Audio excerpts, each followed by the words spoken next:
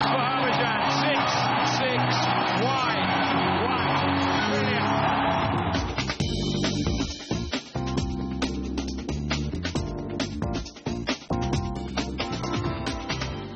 Good morning. Stock 2020 में आप सबका स्वागत है। मैं हूं आशीष वर्मा और रोज की तरह ये मैच में, रोज की तरह नहीं कहना चाहिए, कल सोनम ने खेला था।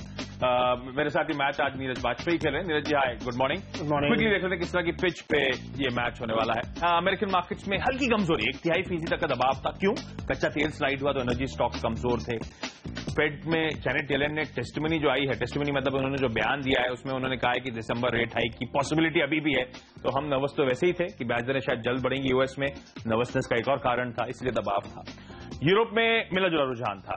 ऑटो शेयरों में दबाव था क्योंकि फोक्सवैगन ने, वहां की एक दिग्गज ऑटो कंपनी है जिसको लेकर आप लगातार खबरें सुन भी रहे होंगे, उसने और बताया कि और गाड़ियों में दिक्कतें सामने आई हैं। ऑटो पे शेयरों में इसके चलते प्रेशर था। एशिया क्योंकि कमजोर क्यूज हैं, फेड शायद ब्याज दरें बढ़ाएगा उसका डर है, तो सुस्ती के साथ ही कहना चाहिए कामकाज। और एसजीएक्स निफ्टी दर्शा रहा है, हालांकि लो लेवल से एक रिकवरी है, लेकिन अभी भी दिखा रहा है 9-10 अंक के आसपास की कमजोरी के साथ शायद शुरुआत हो। नीरज जी, ऐसे में रणनीति और शुरुआती खिलाड़ी? रणनीति बिल्कुल एक मिलीजुली रहेगी, लेकिन खरीदारी की तरफ मेरा बायस आज भी ज्यादा है। स्टॉक स्पेसिफिक अप्रोच रहेगा। शुरुआत लेकिन बिकवाली के साथ, बाटा के साथ करेंगे और यहाँ पे सेक्टर्स को लगता है शॉर्ट करना चाहिए। नतीजे जो आए हैं आप देखेंगे तो वो उम्मीद जो थी उससे काफी कम है। खासतौर पर जो एबिटा मार्जिन है वो काफी ज्यादा श्रिंक हुई है। सेक्टर्स को लगता है कि एक दिक्कत हो सकती है, तो यहाँ पे एक शॉर्ट करने चलाओगे। 460 का लक्ष्य होना चाहिए बिकवाली के लिए। अशोक लीलैंड एक और शेयर है, यहाँ पे भी जो उम्मीदें की जा रही थी उससे काफी कमजोर नतीजे हैं। हर पैमाने पर नतीजे थोड़े कमजोर हैं और चूंकि स्टॉक बिल्कुल 52 वीक हाई या लाइफ हाई कह सकते हैं उसके आसपास ही चल रहा है, तो सेक्टर्स लगता है कि यहाँ पे एक दबाव इसमें डेफिनेटली देखने को मिलेगा। तो यहाँ पे बिकवाली की सलाह है। 85 का लक्ष्य होगा, 93 का स्टॉक लॉस। इसके बिल्कुल विपरीत दोनों स्टॉक शुरुआत में खरीदारी करने की सलाह है। एक तो स्टॉक वो है जो हम लगातार से आपको हाईलाइट करते रहे, फोर्टिस हेल्थ केयर। तमाम डेवलपमेंट्स हमने रिपोर्ट करे थे, जैसे हम कह रहे हैं वो अनफोल्ड हो रहे हैं, तो कन्विक्शन तो वैसे भी है स्टॉक को लेकर। और हमने कहा था कि इस कंपनी की ट्रेजेक्टरी अब इंप्रूव हो रही है। इनफैक्ट जो तिमाही रिजल्ट्स आए हैं बेहतरीन नंबर्स हैं। हालांकि आय के फ्रंट पे तो ठंडा 6-7% का जंप नजर आएगा आपको, लेकिन मैं इस कंपनी की ऑपरेशनल परफॉर्मेंस देख रहा था, बेहद स्ट्रांग, बेहद रोबस्ट।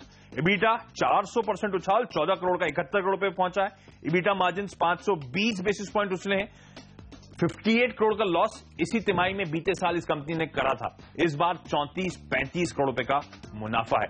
साल के हाईज अभी भी 199-200 रुपए के आसपास है, तो वहां से तो अभी भी अच्छा खासा नीचे कामकाज कर रहा है। ये स्टॉक अभी भी हमारे रडार पर रहेगा, खरीदारी करने के मौके ढूंढने चाहिए।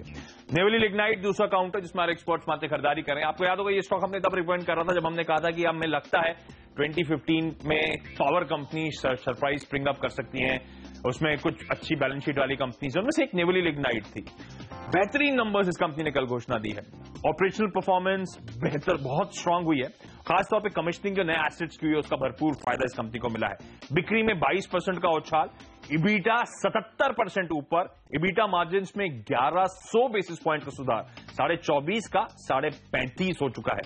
और इसी के चलते मुनाफे में भी 32% का उछाल है। तो ऑपरेशनली एक और ऐसी कंपनी फोर्टिस के अलावा नेवली लिग्नाइट जो बेहतरीन नंबर्स डिलीवर कर रही है। इन दोनों ही कंपनी हमारा मानना है खरीदारी करें। लेवल्स आपकी स्क्रीन पर। इसी के साथ वक्त हम दोनों की टीम्स के अब डिपेंडेबल खिलाड़ी जानने का। 6-1 फोर्स मोटर्स डिपेंडेबल तौर पर सेक्टर्स ने चुना। आपको याद होगा जब 2600 के आसपास तक तभी हमने कहा था, और आवाज के वादे के मुताबिक उम्मीद से ज्यादा और वक्त से पहले आपको ये रिटर्न यहाँ पे मिलता हुआ दिखा। लेकिन सेक्टर्स को अभी लगता है स्टॉक यहाँ से काफी ऊपर जाने की क्षमता रखता है। टेक फ्री कंपनी है, बेहतरीन क्वार्टरली नंबर्स है, बेहतरीन मंथली सेल्स नंबर है।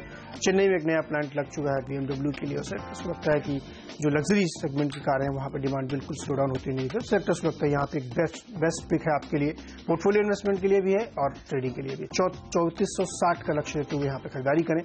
3365 पे स्टॉप लॉस रखें। आशीष, आज और इनफैक्ट आज क्या पिछले कुछ दिनों से आपने देखा होगा पावर रिलेटेड स्टोरीज, और इनफैक्ट उसका rub off effect PSU banks तक पड़ता हुआ आपको नजर आया होगा। और आज भी हमें लगता है पावर कंपनीज फोकस में रहेंगी, रडार पर रहेंगी उस बेहद अहम कैबिनेट मीट से पहले। और आज हम उस स्पेस से जो स्टॉक उतार रहे हैं, एक इनडायरेक्ट बेनिफिशियरी हो सकता है आज की मीट का, वो है एमको। ये कंपनी पावर ट्रांसमिशन और डिस्ट्रीब्यूशन सेगमेंट में है।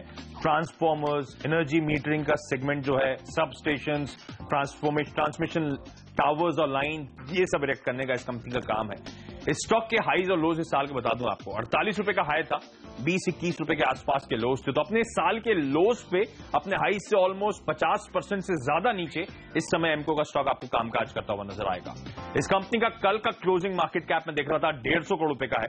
FY 15 यानी मैं इस वित्त वर्ष की बात नहीं कर रहा हूं, मैं बीते वित्त वर्ष का जो पूरा फाइनेंशियल ईयर इस कंपनी ने रिपोर्ट करा था, 970 करोड़ रुपए की टॉप लाइन थी इस कंपनी की। उसके बावजूद वैल्यूएशन के लिहाज से इतना सस्ता क्यों मिल रहा है? ये कंपनी इस समय लॉसेस क्लॉक कर रही है, तो वो पहले ही वर्ड ऑफ कॉशन है आपके लिए, और इसीलिए शायद 950 करोड़ रुपए की टॉप लाइन वाली कंपनी 150 करोड़ रुपए पे इस समय अवेलेबल नजर आएगी।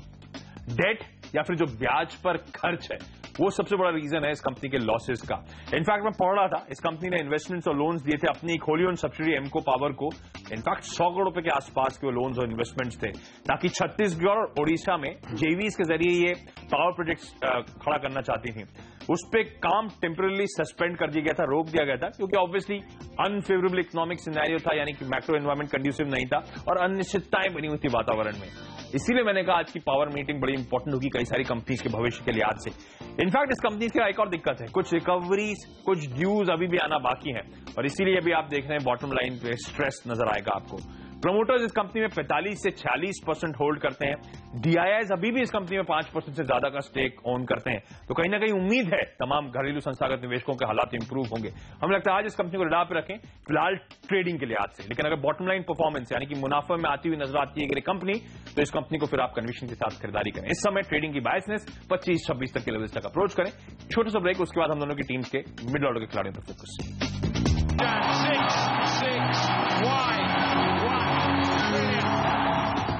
मध्य क्रम में भी खरीदारी की सलाह यहां शुरू करते हैं। पोलारिस पहला स्टॉक होगा, यहां आप खरीदारी करके चले।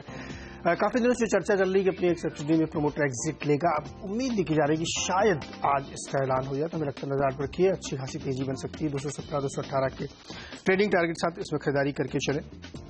मैग्मा फिनकॉर्प अगला स्टॉक होगा और सेलेक्टर्स को लगता है कि इसके भी नतीजे अगर आप नजर डालेंगे तो काफी बेहतर आते हुए यहाँ पे दिखे, इसलिए सेलेक्टर्स को लगता है कि यहाँ पे खरीदारी की एक सलाह रखनी चाहिए।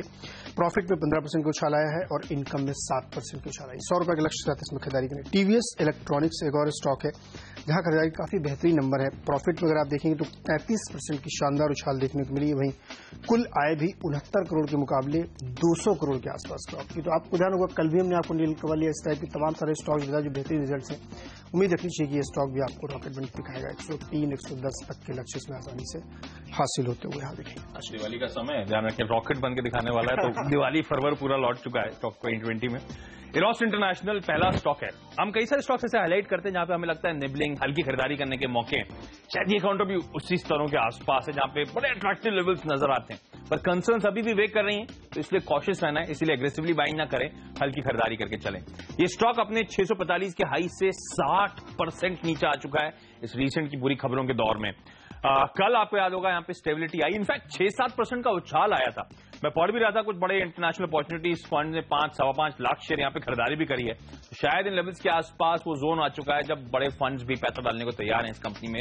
वैल्यूएशन के लिहाज से नो डाउट अट्रैक्टिव है, अगर वाकई ऐसे कोई कंसर्न नहीं जो बैलेंस शीट या पीएनएल अकाउंट की हाईलाइट की जा रही है। 270 तक 272 तक के लेवल्स तक आज अप्रोच करें। कल के पॉजिटिव मूव्स के बावजूद हमें लगता है शायद खरीदारी और सस्टेन करेगी।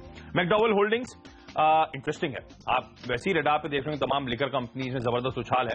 मैं यूबी होल्डिंग्स देख रहा था कल, अपने ईयर हाईज के आसपास अब वो स्टॉक कामकाज कर रहा है। मैकडॉवेल होल्डिंग्स अभी भी अपने हाई से ऑलमोस्ट 30-35% नीचे है, 44-45 रुपए के आसपास के ईयर हाईज थे। जिस तरह से यूनाइटेड ब्रेवरीज में कल हमने देखा अच्छे ब्रेकआउट आते हुए, तगड़ा मूव था। यूनाइटेड स्पिरिट्स में रिजल्ट्स बेहद स्ट्रांग थे। इन कंपनी को रडार पे रखें, इन कंपनीज को मैं लगातार हाईलाइट भी करता रहा हूं। मैकडॉवेल होल्डिंग्स हमें लगता है यहां पे अच्छे मूव शायद अब आए। सेप्को यानी कि commercial engineers and body builders company, वो जो बॉडी बनाने का काम करती है कमर्शियल व्हीकल्स के लिए, बसेस के लिए, टाटा मोटर्स वगैरह के लिए, तो हालात इंप्रूव होने की लाइकलीहुड यहां पर है, तो वो एक बड़ा कॉन्फिडेंस आता है। ये स्टॉक भी अपने ईयर हाई से 40-50% नीचे है, अपने ऑलमोस्ट ईयर लोज पे कामकाज कर रहा है। कल इस कंपनी ने अपने नंबर्स घोषित करे, नंबर्स में अभी भी आपको दिक्कत नजर आएगी, लॉसेस अभी भी कर रही है, पर रिजल्ट्स के इंटरनल्स कुछ बेहतर थे। 20 करोड़ की आय 42 करोड़ रुपए पे पहुंची है। इस कंपनी के लॉसेस रिड्यूस हुए हैं, 8-8.5-9 करोड़ का लॉस घटकर 3 करोड़ रुपए पे पहुंच चुका है। और अगर ये मोमेंटम सस्टेन होता है कमर्शियल व्हीकल्स में, तो सिप्को शायद जल्द प्रॉफिटेबल होते हुए नजर आए। वो लगता है हमें एक बड़ा ट्रिगर हो सकता है, लेकिन इस समय ट्रेडिंग 18.5-18.5 तक के लेवल्स। इसी के साथ वक्त हम दोनों की टीम्स के अब फ्री हिट खिलाड़ी जानने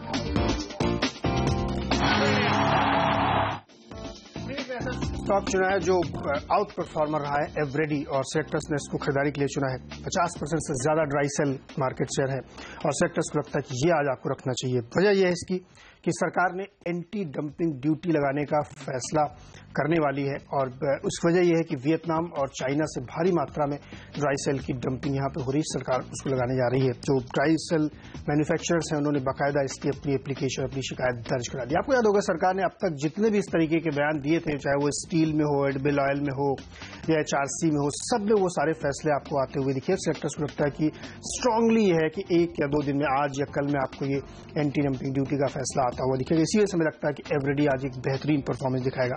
50% से ज्यादा ड्राई सेल का मार्केट शेयर है। ड्राई सेल मतलब जो छोटे पेंसिल सेल होते हैं जो आपके टॉर्च में, बैटरी में, ट्रांजिस्टर में, रिमोट में, इन सब चीजों में लगते हैं। सेक्टर्स को लगता है कि ये एक बड़ा मार्केट होगा और एवरेडी इसलिए भी चला सेक्टर्स में क्योंकि इनके जो डाइवर्सिफाइड बिजनेस है और जो तमाम सारी मार्केट पोजिशनिंग है उसका बड़ा फायदा इसको देते हुए मिलेगा। और अब अगर एंटी डंपिंग ड्यूटी लगती है तो एक बार फिर से कंसोलिडेशन होता हुआ दिखेगा। चूंकि मार्केट से 50% से ज्यादा है इसलिए नो डाउट सबसे ज्यादा बेनिफिट आपको एवरेडी में होता हुआ देखने को मिलेगा। और आज की एक्सक्लूसिव खबर है, हमें लगता है आज इस स्टॉक पे काफी जबरदस्त रैली देखने को मिलेगी। 310, 312 तक के लक्ष्य के लिए खरीदारी करके चले। 275 पे स्टॉप लॉस रखें। गजब की रैली स्टॉक ने दिखाई है, सब 20 के लेवल्स पे कामकाज करता था, आज ये स्टॉक 280 के लेवल्स पर है। पंजाब एंड सिंध बैंक होगा हमारा आज का भरोसेमंद खिलाड़ी। ध्यान रखें आज बाजार की फोकस या बाजार के रडार रहने वाली वो कैबिनेट की अहम बैठक जहां पे वो सरकारी डिस्कॉम्स या डिस्ट्रीब्यूशन कंपनीज के रिवाइवल की बात करी जा रही है, उनके लिए फाइनेंशियल पैकेज लाने की बात करी जा रही है।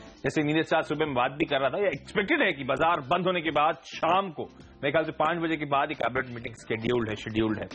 तो इस पे आप रडार पे रखें। और इसके चलते आपको वैसे भी याद होगा कल हमने पब्लिक सेक्टर बैंक्स में हरकत आती हुई देखी थी और कई सारे public sector banks in fact throw away valuations पे आपको नजर आएंगे। उनमें से एक है Punjab and Sind bank. Actually हम एक्सपेक्ट करें एक स्मार्ट मूव ये काउंटर आज डिलीवर कर सकता है।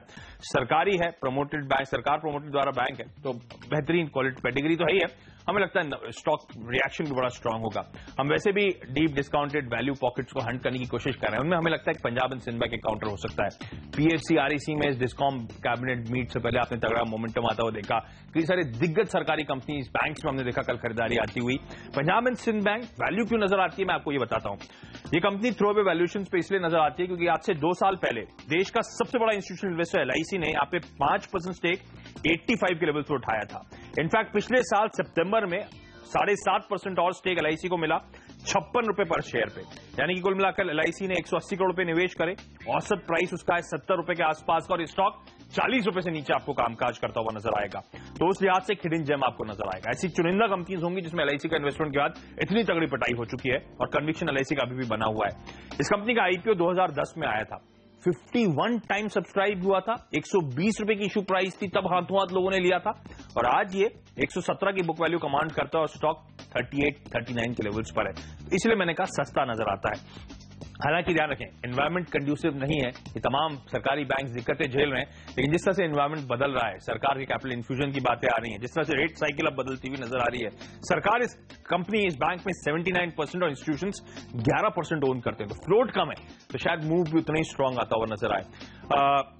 इंटरेस्टिंगली मैं देख रहा था इसमें प्राइस और वॉल्यूम एक्शन भी बहुत ज्यादा पिकअप हुआ। कल जब सरकारी बैंक में दौड़ लगा रहे थे, इस बैंक पे मेरी नजर इसलिए गई क्योंकि बेहद स्ट्रांग प्राइस और वॉल्यूम एक्शन हुआ है। ये स्टॉक अपने हाईज जो साल की 67 है वहां से कहीं नीचे कामकाज कर रहा है, तो शायद जो कल मोमेंटम आया है आज सस्टेन करता हुआ नजर आया। रडार पे रखें, आज हमें लगता है 45 तक के लेवल्स, क्योंकि ध्यान रखें फ्लोट कम है, थोड़ी सी बाइंग स्टॉक बड़ा तगड़ा प्रॉप अप करती है या फिर उछाल देखने को मिलता है। 45 तक के लेवल्स तक यहां पे अप्रोच करें। छोटा सा ब्रेक, उसके बाद आखिरी के 3 खिलाड़ियों पे फोकस।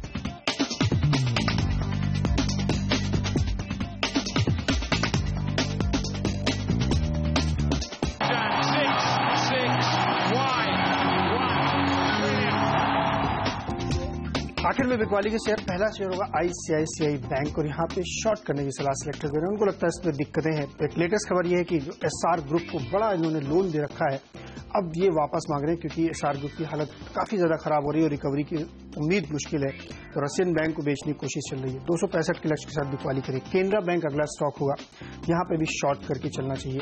काफी कमजोर दिख रहा है स्टॉक चार्ट पर, हमें लगता है कि यहाँ पे वीकनेस और बढ़ती हुई दिख सकती है। 263 के लक्ष्य के साथ यहाँ पे बिकवाली करें। 277 पे स्टॉप लॉस रखें। और अंत में JSW एनर्जी, ये एक स्टॉक है जहां पे सेक्टर्स लगता है पावर सेक्टर में जो तमाम चेंज हो रहे हैं उसका एक इम्पैक्ट इस पर देखने को मिल सकता है। 102 का लक्ष्य होना चाहिए, 92 का स्टॉप लॉस। आशीष, टाटा मोटर्स का डीवीआर, टाटा मोटर्स में स्ट्रॉन्ग मूव्स आए हैं। डीवीआर उस हिसाब से रिलेटिव अंडर परफॉर्मर है, लेकिन टाटा मोटर्स में अभी भी शायद साइड मोमेंटम आए। डीवीआर पे बेट करें, लेवल्स आपकी स्क्रीन पर। टाटा स्टील और अरविंद दो ऐसे काउंटर हैं जिसमें हमें लगता है शायद बिकवाली हो गई। अरविंद पे खासतौर पर जिस तरह की पोजीशंस बिल्डअप हो रही हैं, वैसे भी लगातार दबाव में बना हुआ है, शायद प्रेशर और बढ़ता हुआ नजर आए। तो ये दो स्टॉक्स हैं जो हमारे एक्सपर्ट्स मानते हैं बिकवाली करके चलें। और वैसे भी ध्यान रखें, आज सेकंड हाफ की मूव्स का इंतजार न करें।